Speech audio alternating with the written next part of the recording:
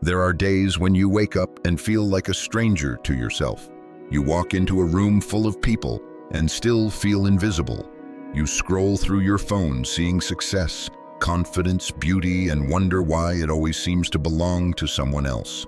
You try to speak up in a meeting, but your voice fades before it finds courage. You second-guess your decisions. You compare, you shrink, and deep down you wonder, will I ever feel sure of myself? Will I ever stop caring so damn much what other people think?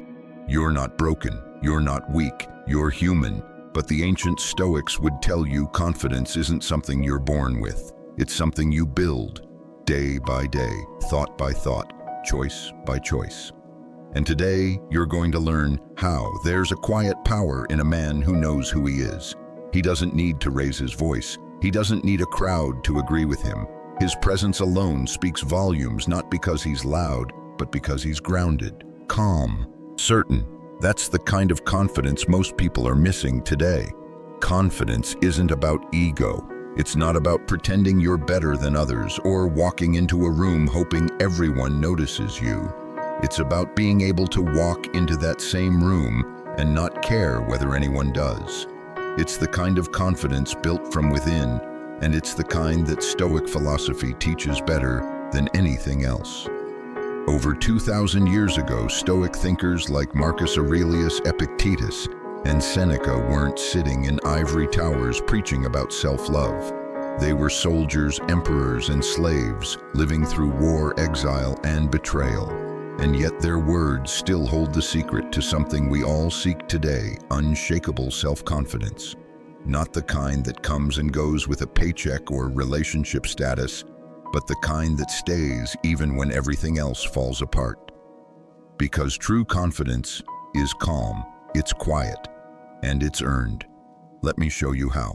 Lesson 1 begins not in strength, but in acceptance. Imagine this. You're standing at the edge of a cliff. Behind you is everything you've known. Your job, your reputation, your comfort. Ahead of you is fog.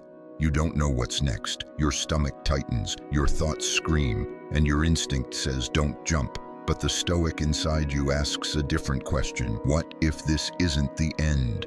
What if this is where I finally begin? Epictetus, once a crippled slave, taught one of the most powerful principles of Stoicism. It's not events that disturb us, but our judgments about them. You see, confidence isn't born from control. It's born from letting go of what you can't change, of what others think, of needing everything to go your way. This is the first step. Accept the world as it is not how you wish it to be. That doesn't mean you give up. It means you stop resisting reality and you start walking with it. And when you do that, fear begins to lose its grip. You stop panicking about what might happen and you start focusing on what you can actually do. That shift from reaction to reason is where confidence begins to grow. Think about the last time you held back. Not because you weren't capable, but because you doubted yourself. Because you imagined rejection before anyone said a word. That moment was never about reality. It was about your interpretation of it. Change that lens and you change everything. That's the power of Stoicism. Lesson 2. Control the controllable and let go of the rest. Marcus Aurelius, a Roman emperor who ruled through plague, betrayal, and war, wrote in his journal, "You have power over your mind, not outside events." Realize this and you will find strength. This isn't just philosophy, it's a practical blueprint for everyday confidence. When you stop wasting energy on what's outside your control, how others see you, how the world treats you, you free up that energy for what actually matters, your actions, your choices, your mindset. You can't control if people like you, but you can control whether you act with integrity. You can't control the economy, but you can control your work ethic, your attitude, your adaptability. Confidence isn't knowing everything will go right. It's knowing that you'll handle it when it doesn't. This idea alone can rewire your entire way of living. Because now failure isn't shame, it's feedback. Rejection isn't personal, it's redirection. And anxiety, it's just misplaced focus. So every time you feel yourself spiraling, ask one question: is this within my control? If the answer is no, drop it. If yes, act on it. That's Stoic confidence in action. Lesson 3. Practice discomfort on purpose. Here's a paradox you don't hear in self-help books. If you want to feel unbreakable, stop avoiding pain. Seneca once wrote, "We suffer more in imagination than in reality." What he meant was this: most people fear discomfort more than discomfort itself. So they tiptoe through life chasing convenience, avoiding risks, staying small, and calling it safety. But Stoicism flips the script. It says, choose discomfort, embrace challenges, sleep on the floor, go without something you're used to, speak the truth even when it's awkward, train your will, not your image. Because the more you expose yourself to controlled adversity, the less the world can scare you. Confidence is a muscle, and it grows when tested. In fact, some of the most confident people aren't those who've had it easy. They're the ones who faced hardship and still showed up, again and again, until fear stopped working on them. So next time life feels too soft, make it a little harder. Not because you're a masochist, but because you're training for something bigger. Have you noticed the most confident people you've met often aren't the loudest? They're the ones who've survived storms quietly. They've tasted failure, betrayal, loneliness, and kept walking. That's Stoic confidence. It's earned in the fire, not bought in a book. Lesson 4. Use reason to master emotion. One of the biggest myths about confidence is that you have to feel good to act bold. But the Stoics knew better. Epictetus said it simply: don't explain your philosophy, embody it. Confidence doesn't come from suppressing emotion, it comes from mastering it, from understanding that emotions are signals, not shackles, that anger, fear, jealousy, and doubt aren't enemies, they're messengers. The Stoic response isn't to pretend you're fine when you're not. It's to ask, what's the story behind this feeling? And then challenge that story with reason.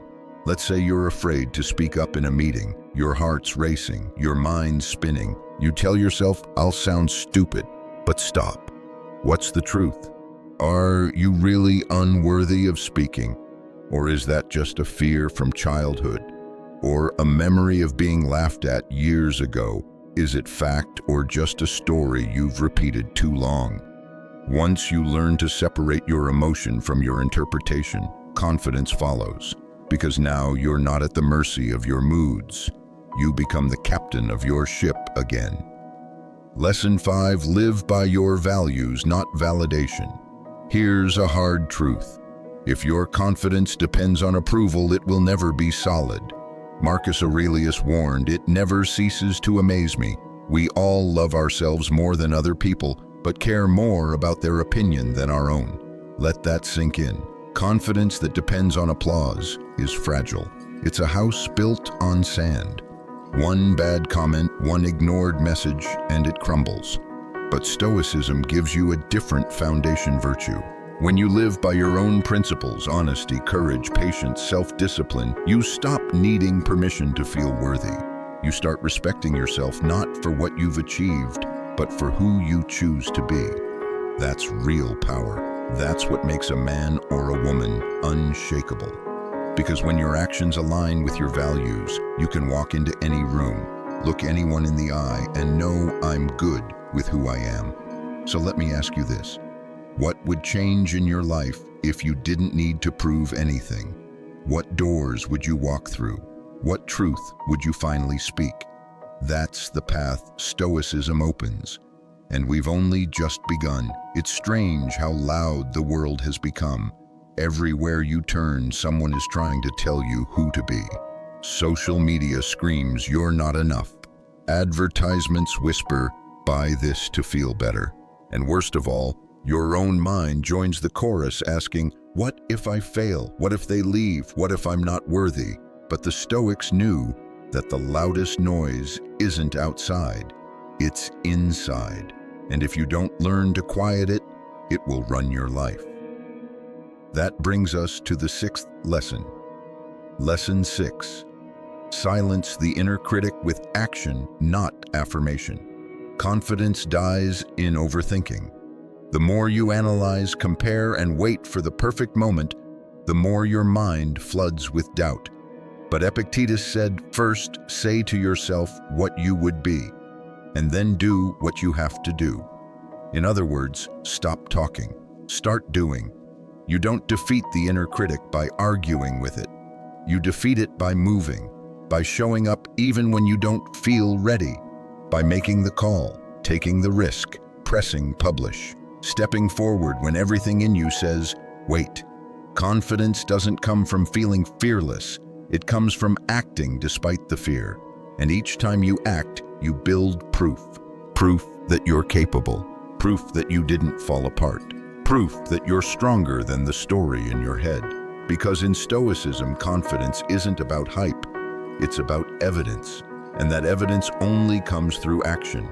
If you wait until you feel confident to move, you'll be waiting forever. But if you move first, confidence will catch up. That's the Stoic way: build proof through motion, not through mood. Lesson 7. Make peace with being misunderstood. There's a quiet kind of suffering that kills more dreams than failure ever could.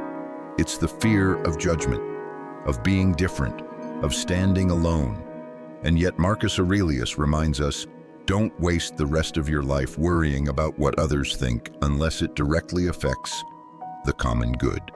Why? Because most of the time, people's opinions say more about them than they ever say about you. The Stoics accepted this. If you live by your values, some will misunderstand you. If you speak truth, some will hate you for it. If you walk your own path, some will question your sanity. Let them. Because the moment you stop needing universal approval is the moment you become free. And real confidence is freedom. Freedom from needing to fit. Freedom from fearing judgment. Freedom from being everyone else's version of acceptable. The Stoic doesn't bend to the crowd. He bends only to reason, to virtue, to the truth he knows in his bones. So if you feel like an outlier, good. It means you're starting to think. Lesson 8. Remember death daily. This might sound strange. How could thinking about death boost confidence? But the Stoics had a phrase for it. Memento mori, remember you must die. Not as a dark warning, but as a clarifying force. Because when you live with the end in mind, all the little fears lose their power. You stop worrying about awkward conversations. You stop fearing failure in business or embarrassment in public. You start asking, if this were my last week alive, would I still hold back? And suddenly you don't. You speak up, you try, you forgive, you take the leap. That's the secret.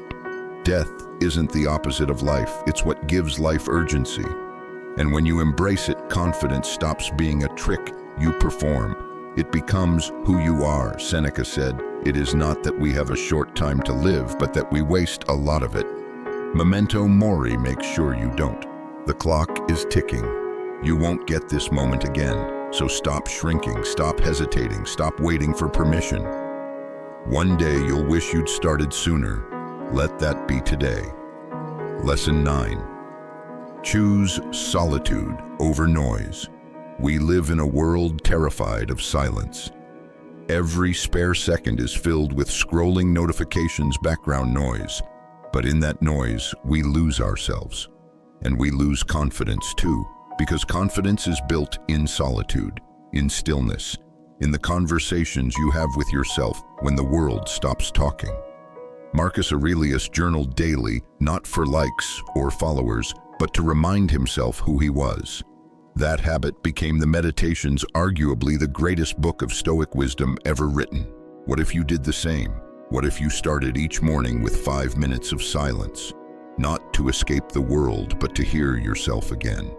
You'd begin to notice the lies you've absorbed, the fears that aren't yours, the goals that don't even belong to you. And in that clarity, you reclaim your power. Confidence doesn't require crowds. In fact, the more time you spend alone, the less you'll crave the approval of the many. So shut off the noise. Sit with yourself. That's where the work begins. Lesson 10. Love fate fully. There's a phrase in Stoicism that many misunderstand: amor fati, love of fate. It doesn't mean tolerate what happens. It means embrace it. Not just the good, but the difficult, the painful, the unfair. Because here's the truth: you won't always win. You won't always be liked. You won't always understand why something happened. But if you can love what life gives you, especially the parts you didn't choose, then nothing can shake you. Because now everything becomes fuel. Failure fuel for growth, heartbreak fuel for deeper wisdom, loss fuel for perspective. The Stoic doesn't pray for ease. He prays for the strength to meet whatever comes. And in that surrender, in that radical acceptance, he finds peace. And what is confidence, if not peace, expressed through action? Can you look at your life right now? Every twist, mistake, detour, and say, I accept it. I will use it. I do not regret it. That's not weakness, that's power. That's what makes you unstoppable. That's Stoicism. So let's take a breath, step back, and really see what we've uncovered. 10 Stoic lessons, 10 doors to a different life, 10 quiet but powerful ways to reclaim your confidence, not the loud surface-level confidence that crumbles under pressure, but the deep, stable kind that stays with you even in the middle of chaos. And you may be wondering now, where do I begin? Because life doesn't wait. It throws curveballs while you're still trying to figure things out. One moment you're on top of everything. The next, you're staring at the ceiling at 2 a.m., wondering where your certainty went. Wondering where you went. But this is the beauty of Stoicism. It meets you exactly where you are, not where you pretend to be. Not where the world expects you to be, but right here, right now. It doesn't promise to make life easier. It teaches you how to get stronger.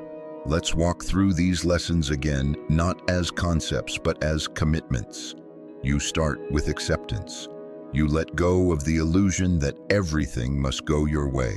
And in that surrender, you find your first taste of real power. You control what you can, your actions, your discipline, your focus, and release what you can't. Suddenly, the weight of other people's opinions begins to lift. You lean into discomfort. You stop avoiding fear and instead start treating it like a compass. And as you stretch your limits, your self-trust grows. You master emotion through reason. You stop letting feelings run your life, and instead you listen, you learn, and you lead yourself back to clarity. You live by values, not validation. You stop chasing applause and start building a relationship with your own integrity. And for the first time in a long time, you respect the person in the mirror. You take action. You stop waiting to feel ready, and you create proof that you are in fact capable despite your doubts. You let people misunderstand you. You stop molding yourself to fit someone else's box. And in that space, you discover your true shape. You remember death. You stop putting off your courage for someday. You realize that someday is a lie, and the only time you really have is now. You embrace solitude. You learn to be with yourself fully, deeply, and in that stillness, you find your voice again. And finally, you love fate. You stop resisting the story you've been given. You start writing with it instead of against it. And you rise not because life went your way, but because you chose strength no matter what life gave you. Now pause. Ask yourself something bold, something most people run from. What would my life look like if I stopped fearing it? Not just the big fears, but the small ones too. The fear of speaking up, the fear of failure, the fear of being seen as not enough. What if you let them go? What if you replaced them with the fire of purpose? What would change? Because Stoicism isn't about being perfect. It's about being prepared. Prepared to meet life on its terms, not yours. Prepared to walk into the unknown unshaken. Prepared to be you fully, without apology, without performance, without fear. That's the kind of confidence we're talking about here, not the kind that flexes, the kind that endures. Let me tell you one more story. There was once a man named James Stockdale. He was a U.S. Navy pilot shot down during the Vietnam War and held captive in a prison camp for over 7 years. He was tortured, isolated, starved, but he survived not just physically but mentally. He led other prisoners. He refused to break. How, before his capture, he had studied the Stoics, especially Epictetus. And in those dark, hellish years, he held on to one truth from that philosophy. You don't control what happens, but you always control how you respond. Stockdale later said, "I never lost faith in the end of the story." That's what Stoicism gave him. Not a guarantee, but a mindset. A resilience so deep not even torture could take it. Now you may not be in a prison camp, but maybe you feel trapped. Maybe in your job, your past, your fear, or just the weight of expectations that were never yours to carry. But you have the same choice Stockdale had, the same choice Marcus had, the same choice Epictetus had, to rise anyway, to lead anyway, to live by your principles even when no one is watching, even when everything is falling apart, even when your confidence has been shattered. Because that's where the real kind of confidence is born. It's not about how strong you feel, it's about how strong you choose to be. So here's what I ask you now. Don't just listen to these words. Live them. Pick one lesson from today, just one, and apply it. Write it down, reflect on it, act on it. Carry it into your next conversation, your next decision, your next doubt. Because repetition is how confidence grows, not through hype, but through daily, deliberate action. If this message stirred something in you, don't let it fade. Hit that like button to let us know this spoke to you. Subscribe to Stoic Leadership Insights for more calm, deep, and powerful truths, rooted in ancient wisdom and built for modern life. And share this with someone who needs to hear it, someone who's doubting themselves, shrinking, or searching. You never know whose life you might change with a few quiet, powerful words. And finally, remember this. You don't need to become someone else to be confident. You just need to remember who you are and have the courage to be that person fully. Every day, no matter what. That's the Stoic way.